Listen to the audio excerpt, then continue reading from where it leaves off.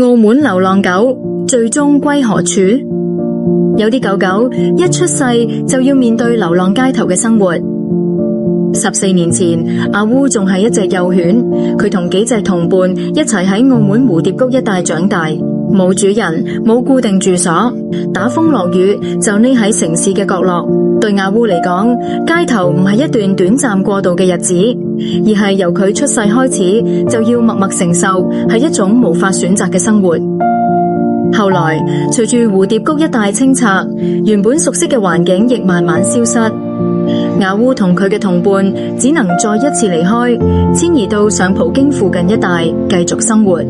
城市不斷改變，佢哋亦只能夠不斷尋找下一個可以容身嘅地方。最初佢哋一共有4隻同齡嘅伙伴，一齊覓食，一齊避雨，彼此陪伴，走過漫長歲月。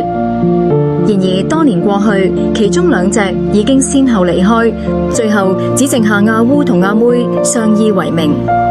由幼時到年老，阿烏同阿妹睇住城市變遷，亦睇住身邊嘅同伴一個接一個消失。即使身體一日比一日衰老，每朝醒來，佢哋仍然要面對同一件事：揾食物，揾一個可以休息嘅地方，揾下一個明天。直到近期，阿烏被市政署捕獲，並喺2026年7月15日由人人流浪狗澳門義工團接收。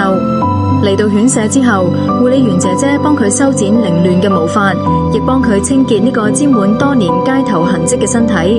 呢一次可能係阿烏來到犬舍之後14年以來第一次接受沖涼同護理。對有家庭嘅狗狗嚟講，沖涼、食飽、瞓喺乾淨嘅地方，只係生活入面再平常不過嘅事情。但對阿烏嚟講，呢份遲來嘅照顧，佢足足等咗14年。